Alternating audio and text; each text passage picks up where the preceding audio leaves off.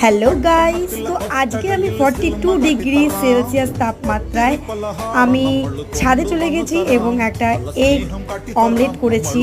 তোমরা দেখতেই পাচ্ছ আমি এই রোদের মধ্যে বসে ডিমের অমলেট করে তোমাদেরকে দেখাচ্ছি যে কিভাবে উইদাউট গ্যাস সিলিন্ডার রান্না করতে হয়। তো উইদাউট গ্যাস সিলিন্ডারের রেসিপি, মাই রেসিপি স্পেশাল ডিমের অমলেট। যদি ভালো লাগে অবশ্যই চ্যানেলটি সাবস্ক্রাইব করো এবং লাইক শেয়ার কমেন্ট করো, তাহলে আমার খুব ভালো লাগবে।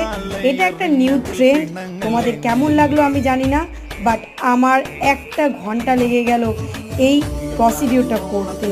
খুব কষ্ট হয়েছে, এমনকি ঘরে এসে আর ভাতটাও ঠিকমতো খেতে পারিনি। এত রোদের মধ্যে থাকাটা খুবই কষ্টকর, তো মানুষ এত কষ্ট করছে, তো এই গরমে বুঝতেই পারছো কীরকম কষ্ট এই রোদে।